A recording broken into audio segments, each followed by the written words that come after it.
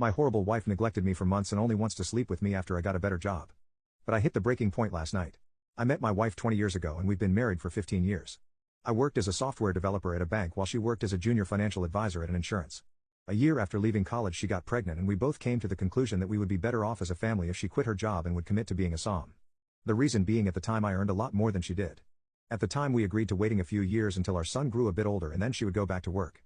The plan was to only have one kid. Well, things happened and at the moment he have 3 kids. Our marriage was going great until last December. While everyone's marriages around us started getting stale and started crumbling, I felt like ours only grew stronger the longer we stayed together. Our intimacy life was great and honestly for the time being I couldn't ask for a better wife. She and the kids were the only things I had in my mind. Well, last year my company had some major financial issues and as a result of that my position got dissolved. I had put blood, sweat and tears to get myself into position and it just got ripped away from me for no fault of my own. I got offered another job in a different department but my pay decreased by nearly 40%. As a result I couldn't afford a lot of the luxuries we currently had.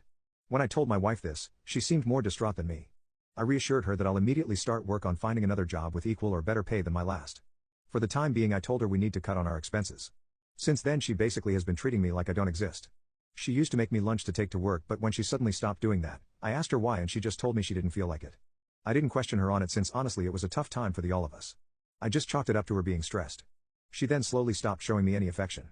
She refused to kiss me goodbye when I went to work, she refused any advances I made towards her, refused to go on our usual dates.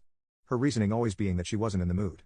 I again didn't question her about it since I thought our financial situation was eating at her.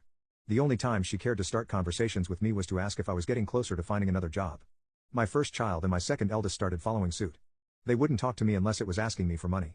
They would constantly throw temper tantrums over their extracurricular activities being cancelled whenever I tried talking to them about their